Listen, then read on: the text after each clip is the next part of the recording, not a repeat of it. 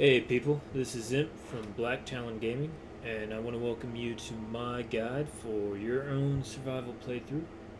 The things, the tips and tricks I've learned, and little bits of advice I've got for you from going from any other difficulty level onto survival. So with that said, let's go ahead and get started.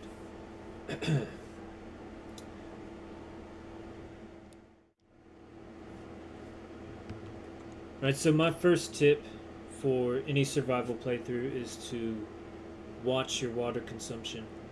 Whenever you're going out, and this is really true, pretty much this is really true in any situation where you're going to be making encounters or doing any large overland movement. Because you don't have fast travel, there's going to be a lot of logistics for moving from one location to another, because you're going to have to deal with whatever situation pops up, whether you get hungry or, like one of the big things for me is if the fog or the rain comes in really heavy, if there's a place nearby where I can, bunker down and get some sleep, I usually do that, which in turn increases the amount of food and water I need to bring. So, whenever you're planning a overland trip from anywhere in the wasteland to any other part of the wasteland, uh, you'll, especially early on, you'll get a feel for how much food and water you need to bring. And you want to bring about double that amount. And you want to bring double the amount that you would need for the entirety of the trip. So if you only needed to get from one place to another, and at the other place you're going to resupply, uh, you know, bring twice that amount. Whereas if you're going from one place to another, and at the second place there's not going to be supplies available, you're pretty much going to have to plan for the trip there and back. So in total, you're going to be bringing 4 times the amount of food that you need. And I would say this concern and how it inflects and how it makes the game different at this level is the basis for every other tip, every other tip that I'm going to give you today. Because pretty much when you play Fallout on any other difficulty setting, it's essentially a first-person shooter with RPG elements.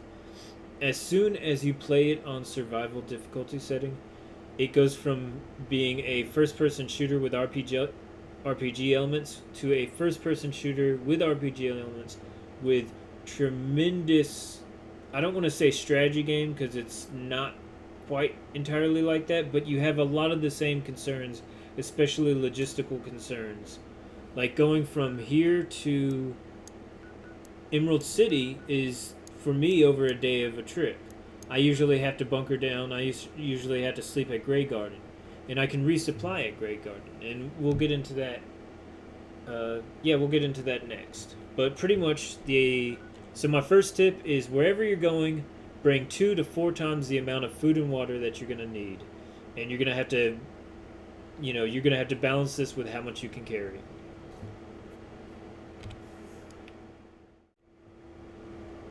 Alright, so my second tip is that at most, until you get your carrying capacity really high, you're pretty much going to want to stick to 3, maybe 4 weapons that you're going to carry with you at any given time. I like to divide it up into, like you don't want to double up on any single weapon's purpose. So what I like to say is that you need a long rifle. You definitely need a long rifle because the stealth approach is still the best and most advantageous approach, and it can conserve a lot of your resources. And that's the big thing, is that you don't you're not going to have control of when you're going to be fighting a lot of the times in survival mode, and you're going to have to use a lot of maneuvers. But more importantly, every fight is going to be a consumption of resources, and we'll talk about that in a little bit. But pretty much, so I've got like my go-to 4 weapons. I've got my long rifle. Let's go ahead and take a look at that. So I've got a sniper rifle here. And then you know, and I use this for the sneaky get close, not get close, but get close enough to see them and shoot them in the head, and hopefully that kills them. Preferably, once I get up to Gunsmith 4 or whatnot, I'm going to put a silencer on there. In addition to that, you also want either a combat shotgun or a submachine gun or even a plain old regular sawed-off. You want a CQB weapon, a close quarters weapon, something that fires from the hip really well and does decent amounts of damage. And for me, it's a shotgun because right now I'm still dealing with a lot of the robots right now. However, I do have the spray and play, pray and spray, whatever. I have the freaking submachine gun that shoots the freaking explosives. That's what the fuck I have. But and it works like a charm, so I love that. But before I had that, I had been using my combat shotgun just pretty much as my only CQB weapon. I had a sawed-off for a little bit of time, but the 2 shots on the sawed-off, like that'll get you killed so quick, you know. My third weapon, and usually you can probably stop here, but I'll give, you know, I'll give some leeway. There is a 4th weapon you can have, but let me go ahead and so my 3rd weapon is just my backup pistol. When everything else goes down, if you're on the pistol, you need to be retreating to wherever the hell it is you came from. You need to get more ammo. You know what I'm saying? Like, you're going to use your long rifle and your CQB weapon the majority of the time. When you run out is when you're... What is this? Okay, we're good. But when you run out of ammunition, that's when you're going to switch to your pistol. And once you've switched to your pistol, that should be your indicator that you need to be making a retreat. And if, in all honesty, if you're far away from wherever your base is and you switch to your pistol, you're probably going to die unless you can get a hold of some ammunition that hasn't been looted. That's another interesting thing. People say, oh, on survival mode, like, oh, if I run out of ammo, I can always find something somewhere. Like, other than the fact that some cells reset and it's kind of glitchy like that, once you've moved through an area, like, I'm going to say 7 times out of 10, if there's ammunition, you've probably already gotten the ammunition out of that area. So if you're having to trek backwards, which is, like, if you're low on ammo, you're definitely not wanting to trek forwards because the areas that haven't been cleared, that's just a shit show. Why would you do that? And if you're trekking backwards, you've already cleared those areas. Ostensibly, you've already cleared those areas and taken all the ammunition that you can. So if you're on your pistol and you're far away from a resupply point, dude, just get ready. You're gonna be, you know, like, I'm gonna say, like, 9 times out of 10, something's gonna pop up and it's gonna cap your ass, and your freaking your pistol's not gonna cut it. Maybe it will, maybe it won't. I'll give you 8 out of 10. I'll upgrade your survivability because I have been able to pull it off with the pistol before. But I'd say 8 times out of 10, pulling back because you don't have fast travel and you're having to go over ground. You know, these raiders will pop up at these kind of preordained spawn points, and you know they'll fuck your world up, dude. So if you're far out and you start seeing your regular weapons get low, be prepared to start making a retreat.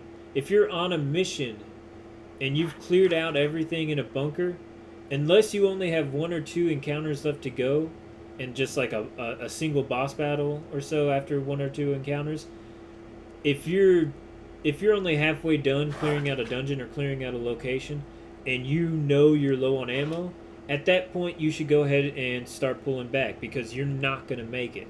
Even if you do go through all of that and clear out that location, like, there's still a huge chance that you'll be on your way back and your ass will get capped, and then you'll start over from wherever you slept.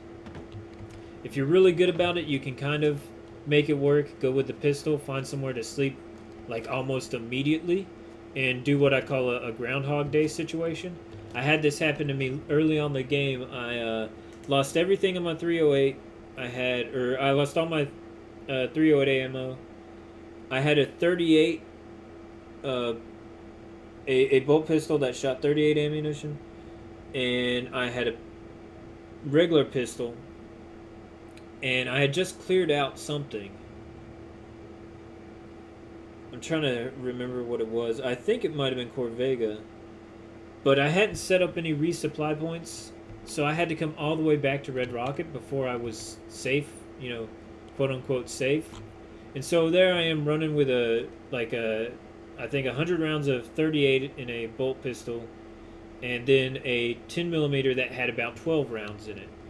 And I managed to get a save at a sleeping bag that was, oh no, I managed to get a save on a highway overpass that's right near there. And I was just waking up, and I had yet to clear the raiders from those areas. And I was just waking up, and every day I would go through the same routine. Like I had to learn, because there were still raiders and a lot of active ghouls in the Concord, Lexington area.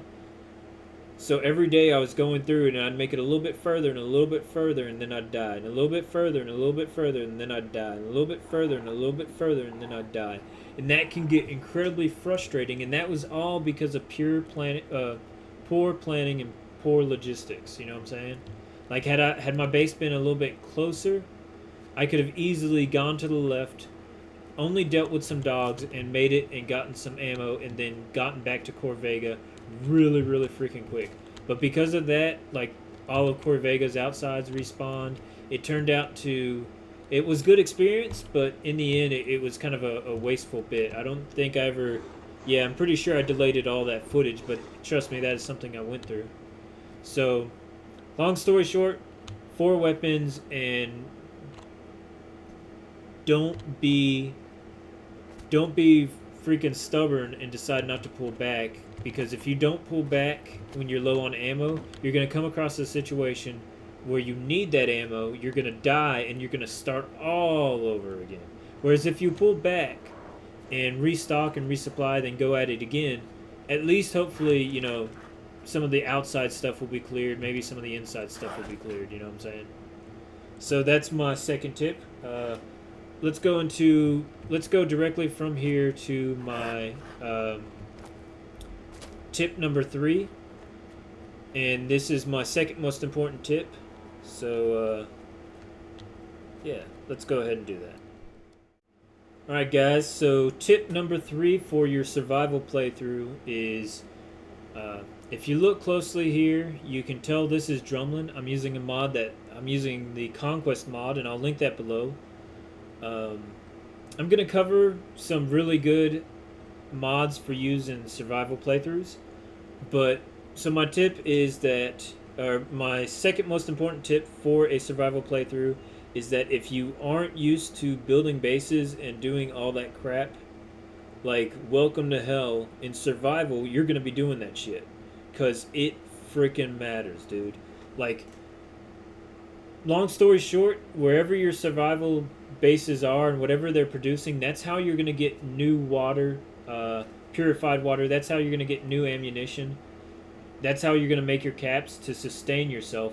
And largely wherever, those are also your safe zones. Largely wherever your settlements are, you're going to have like an invisible radius out from each one of those settlements. And that radius is going to be determined based upon what you're equipped with, what your skills are, or whatever. So, there is no actual in-game radius. Don't search for a button that will show up. But I'm just saying, like, for the purposes of adventuring, you can only go so far from your outposts before you really will need to turn back. And I find, we'll talk about this in tip number 1, but it's not food, it's not ammunition that is going to limit how far you can go out. Those will largely come into play when you enter into large missions where you know what you're going up against, and you know that's going to be a heavy battle. But anyhow, so if you're not used to building up settlements and you're not used to all that crap, just be prepared, because you're going to have to do it. And Yeah, you could play survival without building a single damn settlement, but it's gonna be painful as hell. Like I went for the first, I'm gonna say like 2 in-game weeks. I went through, did the I rescued those people from Concord and moved into Lexington a little bit, and I didn't want to build a settlement. Get to I just wanted to get to Emerald City. And one of the things we'll talk about is that you really can't use, you just can't use too much that you find in the wasteland to sustain yourself. You have to grow your own food, make your own water, and everything else. So just be prepared. Unless you're, no, I mean that's just, it's kind of crazily impossible. The way I look at it is by the time you have the capability to be able to reliably use food and water that you find in the wasteland without really any major consequences, by the time you've done that, you're so leveled that you've already built settlements anyways. You know what I'm saying? Like at that point, it becomes an additional perk. So, long story short, in survival mode, settlements fucking count and you need them.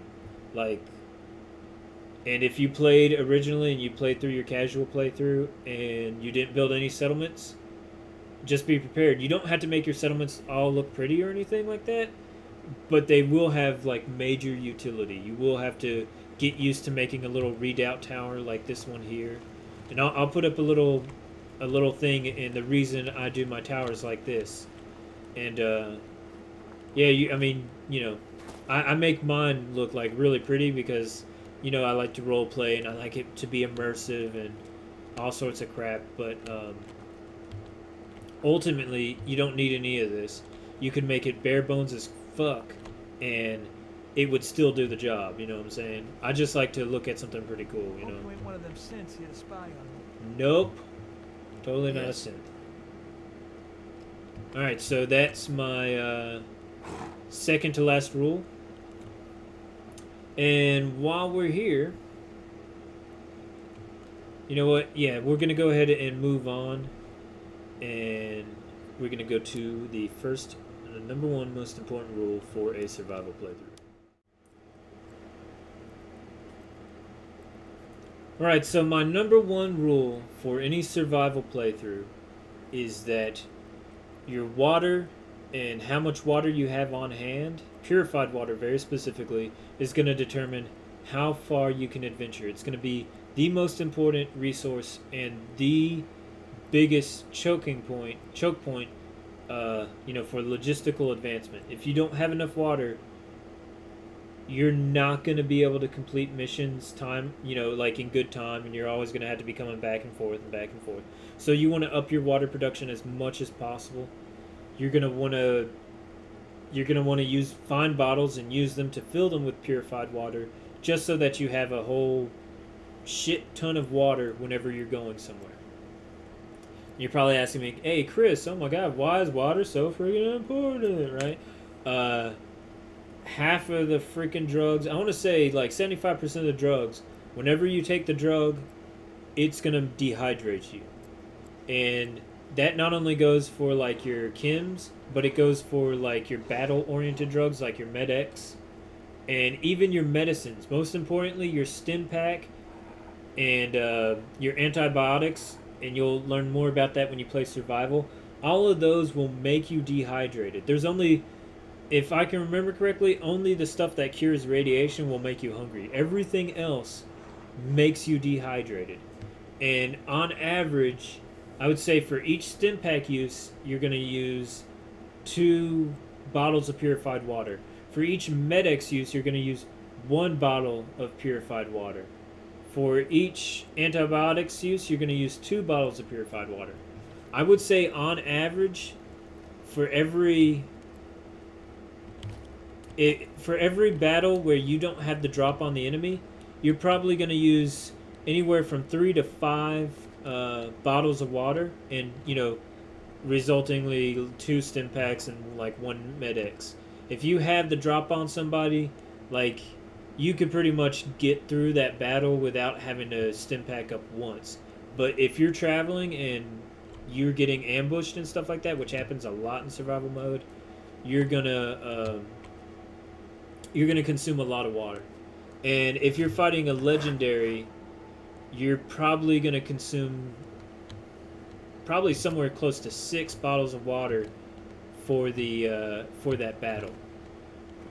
What's interesting though is that you'll never really consume more water than that in any given battle, because if you're having to consume more water than that, like you're with the length of time that a battle will last and the length of time that it takes to heal you, if you're taking more than two stim packs in a single battle, unless you're got good cover positions and can keep the enemy suppressed and everything. So yeah, I mean it is possible, because I've occasionally that'll happen, especially down near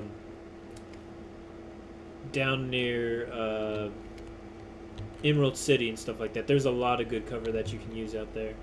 But if you're in kind of open terrain and all you've got is kind of like sloping hills and the occasional rock, like if you're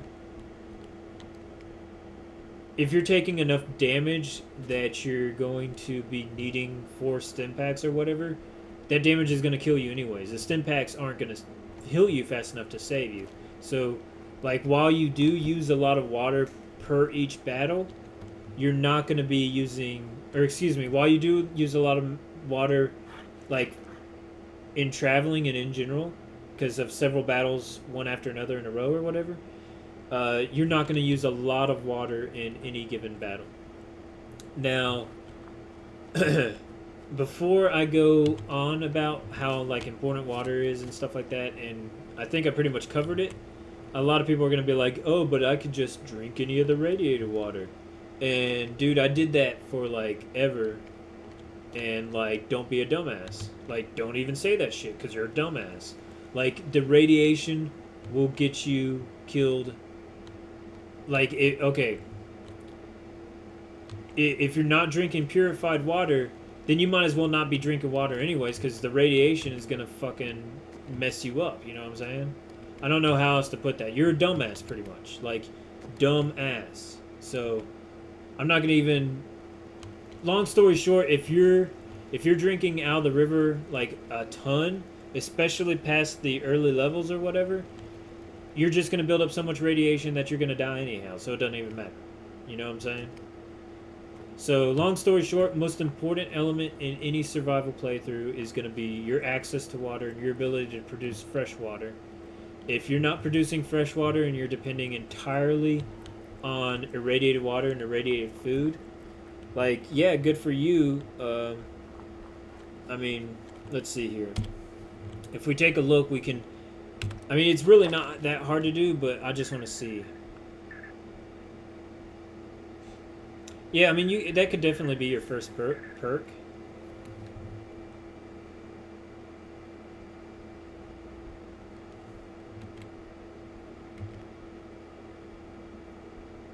You're going to have to be level 17 and waste 3 perk points to beef up your lead belly to the point of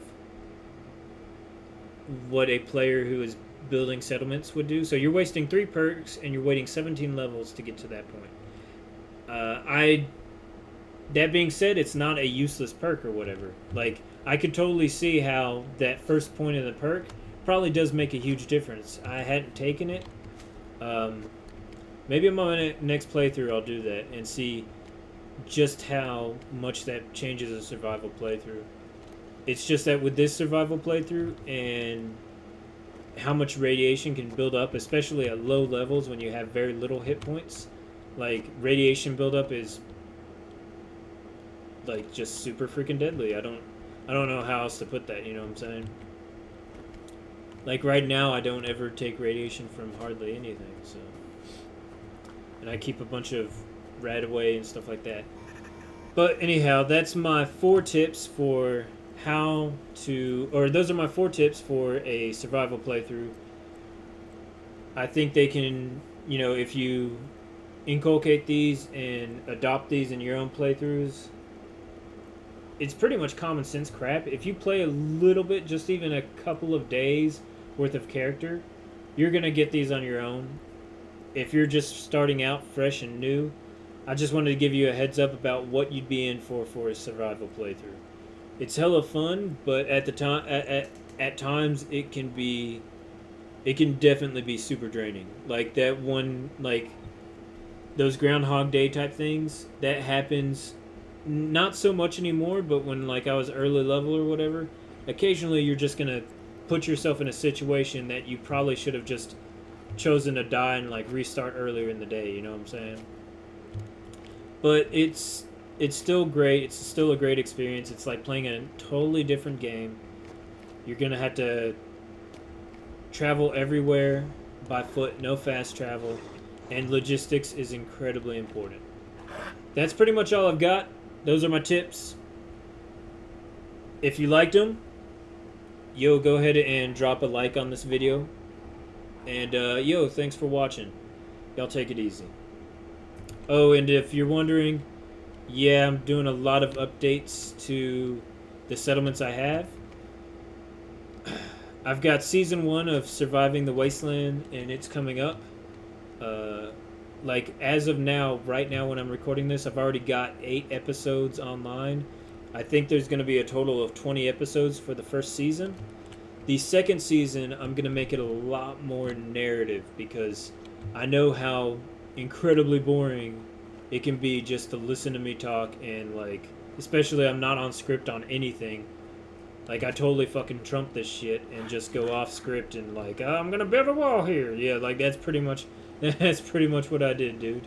So, season 2, I'm gonna, like, make it a little bit more narrative and a little bit more contiguous, and hopefully a lot more fun for y'all to watch.